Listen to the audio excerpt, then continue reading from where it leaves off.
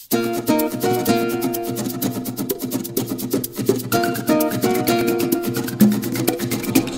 there friends, welcome back to SamboTimes.com here on Late Night Show. Of course with your friend here, Bernie Concepcion.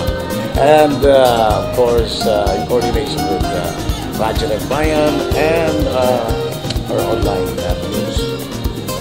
This time we are inviting you to watch again our featured guest tonight. And by the way, this lady is known to be very charming and friendly lady of the Autonomous Region in Muslim Mindanao. Indeed fitted to be with one of the ARMM's line department, who I believe where she is tasked to share her expertise and experiences. Her exposure to people from all walks of life, both locally and abroad, has been a great contribution to the plan and vision of the ARMM in institutionalizing the reform needed for our people. She was very much involved in bringing good image to the provinces in the arm. This lady, who has the trust and confidence not only of our local leaders, but our leaders in the national level. A dedicated and committed person as a public servant, workaholic, and with big heart. I know she could share to us particularly on how we could bring the goodies to our marginalized and depressed people of the Autonomous Region in Muslim Mindanao. A mother and a loving wife, an entrepreneur, and a hands-on leader. Ladies and gentlemen, please welcome our Assistant Regional Secretary of the Department of Tourism in the Autonomous Region in Muslim Mindanao, our very own Bai Josephine P. Lope. Ma'am, welcome to our show. So, kumusta po? I know you have been going around the region. Yeah. So, please greet our people. Assalamualaikum. Good evening po sa inyo lahat. Okay, so she just came from a very, very tiring province hopping. So, alamin natin from our Assistant Secretary, what brought the good Assistant Secretary to this part of the Basulta area? Saan Basulta? Well, una-una, talagang gusto kong maglingkod, lalo-lalo na sa tourism. Dahil nandito sa Mindanao ang magagandang tanawin na hindi pa natutuklasan ng iba. So, you have been in Basilan just recently. So, kumusta po? What did you find out? Well, Basilan is a very beautiful place.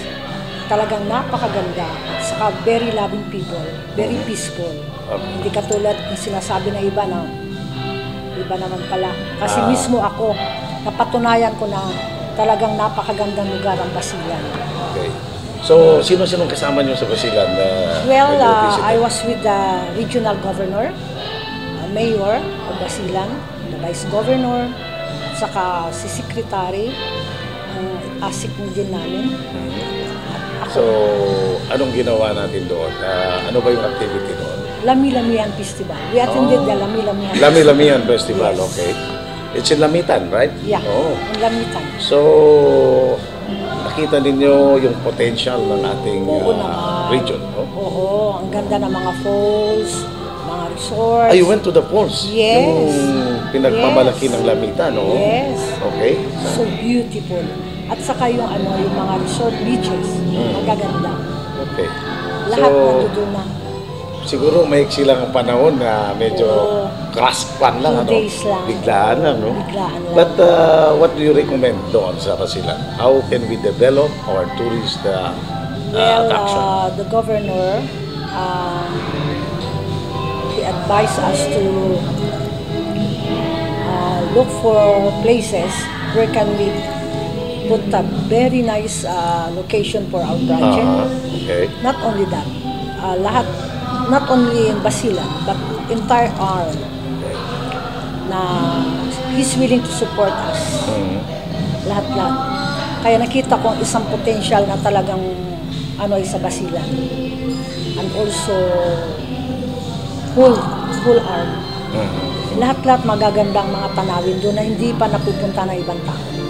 Okay, yung Lami-Lamian Festival is one way we could lure and attract tourists, ma'am. Yes. So, anong nakikita nyo na pwede nating medyo innovate, idagdagan, at taon-taon ito nating ginagawa? Ang nakikita ko doon so far, talagang magandang Basilan. Kung may lalagyan man namin ng project doon, ang una kong talagang is Basilan. Falls, the beaches, the resorts, lahat ng klaseng tanawin nasa Basilan maganda talaga. So in terms of promotion, Okay. paano? Anong gawin natin? Siguro magkaroon tayo ng mga programs on this, no? Magpagawa tayo ng mga takbin, magpagawa tayo ng... Kailangan talaga yun. To lure. Oo, para ma-attract natin ang mga turista papunta sa Basilan. Kasi imagine, Basilan is only 35 minutes to 40 minutes lang from Zamboanga. Yes. So, ang una-una talagang plano namin na mag-put up kami sa Basilan talaga. Kasi 2 days na napuntahan kong Basilan na hindi ko naikot lahat, pero doon ko talaga nakita magagandang tanawin sa Basilan. Not only in Basilan, also in Pulo, Okay. Tawi-Tawi. Yung Halo, you've been also in Halo. So, kumusta ang pagbisita? Maganda talaga ang Pulo rin, maganda. I was with the governor, the mayor. Sa Portan. Oo. Napakaganda rin talaga ang mga beach nila sa Pulo. Kailangan lang talaga mag-develop. Peace and order. Okay. Peace and order, of course. One consideration yan. Yung just recently visited Tawi-Tawi. Yeah. So, you were together with Assemblyman Bawasanta, right? Yes. So, medyo nakapunta ko sa island. Oo, ang gaganda talaga. Ano pong tanawin to? Maganda talaga ang mga beach nila, ang gaganda rin. Walang tulak kabigin, lahat maganda. Sa arm. Sa arm. Okay. So, in Tawi-Tawi, ano nakikita nyo na pwede natin medyo dagdagan ng konti? Tawi-Tawi? Yes. Sa beach resort, maganda rin So, naman nila. i-conserve lang natin itong area, no? So, maganda yung sinasabi nila, ecotourism. Yeah. Diba? Maganda. Wala na tayong sisirain, wala na tayong ayusin doon. Wala. All we have to do is to just develop it, and then yung naturalness of the area must remain. Oo, yan ang plano talaga ni Governor Hataman. Kasi yung the Honorable Governor talagang will support sa amin. Kasi nag-meeting kami with the Secretary, my ASEC and me, na talagang full support siya. Okay. So with the prodding of our secretary, sino nating secretary? Kaya Nasrina, Ma'am Nasrina. Okay, so ano yung specific instruction niya sa hierarchy ng tourism? Talagang supportado siya. Talagang nag-meeting kami na talagang full support naman siya sa amin, sa mga asik niya lahat, na talagang promote namin ang tourism talaga. Kasi dito lang sa ARM, na hindi nakikita ng ibang tao, na dito sa ARM, talagang magandang tanawin dito na hindi pa alam ng ibang tao, na hindi pa nakikita ng iba. So this is your first time? Yes. To see this tourism potential in our area. So anong sa isip niyo, Madam,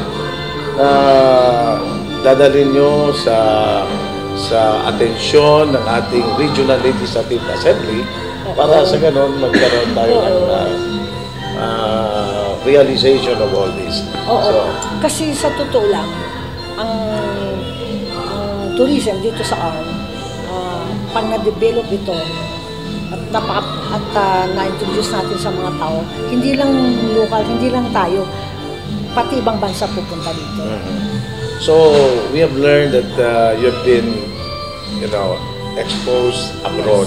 Yes. At you compare it with those that you have seen, though. Well, paano nyo? I was in Dubai for 25 years. 25 years. Yes. But, dito talaga nakita ko sa ARM na hindi pa natutuklasan ng iba, napakaganda talaga ng mga tanawin dito. Hindi lang talaga na-expose, hindi lang napapakita pa. Kaya talaga interesado akong i-develop talaga Mm. para i-market natin sa ibang bansa na talagang to attract people, to attract mga turista na pumunta dito para makita nila kung anong kagandahan ng Basilan, Tawi-Tawi, Ulu, Maguindanao, at saka sa Lanao. Napakaganda mga tanawin talaga. Okay, so when you return to Cotabato at ito ilalabas ninyo itong mga findings ninyo, itong mga nakita ninyo, and this will be basis na medyo mapunduhan naman ng Department of Tourism. Well, kasi alam natin, napunduhan na. meron Gob, na. yes. Kasi alam natin yan ang Actually, thank you pinakamaliit very na much, Gob. department. Yeah, Governor Oo. Hataman talaga. Kailan lang meron? He supported us. Bago He's a lang? very good. Yes, bago lang. That was last week nung pumunta kami sa Lami-Lamihan Festival. Okay. Yeah. So may commitment na dyan. Yes. How much is that? If you Well, are... I don't know. Basta may commitment. Basta Meron na. sinabi niya, oo, meron na. Talagang happy kami kasi sinuportahan niya talaga ang tourism. Okay. So, isa nga sa mga nabanggit natin na maging balakid sa turismo is the image, yung negative image of the Yes. region. So, Isa na how yan. would you like to address this, ma'am? Ang una-una talaga, bago natin iano sa lahat, yung peace and order. Okay. Kailangan. Tapos, pangalawa, how to market. Kailangan i-ano natin, gawa tayo ng mga tarpaulin, gagawa tayo ng mga Leaflets. leaflets sa pamigay natin. Flyover, Oo, para naman maano yung mga tao. At saka hindi naman totoo na talagang gano'n, na ang Basilan ganito, ang Tawi-Tawi gano'n. No, it's not true. Kasi nangyayari lang yan sa Maynila, dami rin krimen na nangyayari. Kahit saan mong sulok, meron yan. Pero dito sa ARM, talagang ito ang the best. Talagang nakita ko talaga na one of the best places sa mga tourism na pupunta dito, mga turista, na magagandang tanawin, i-develop lang, konting develop pa. So, medyo maiksi yung panahon natin, Madam, sa reform agenda ng ating Pangulong Noynoy, no? For the ARM and Regional Governor Mujib Hataman is sabi nga nila, together with you and the other cabinet members and the Regional Legislative Assembly, we are racing, racing with the time, ano? So, anong magiging parang commitment ninyo na in the next few months, may makikita na tayo ng Gagawin talaga namin na magagawa namin. We will support our governor. Talagang nakita naman ninyo ang kabutihan niya, ang pagsuporta niya sa lahat, hindi lang sa tourism, sa lahat pagbabago. Diba? Pag may pagbabago, may pag-uunlad. Okay. Pag walang tayong magawang wala. Okay. That's Kaya suportahan talaga natin yung governor natin sa kay President Noynoy, na yun ang gusto niya mangyari na natin yung tourism. Okay. So, we'll be right back, friends, for more question and answer with our Assistant Secretary by Josephine Lope, and siguro quickie question and quickie answers later on. We'll be right back after this.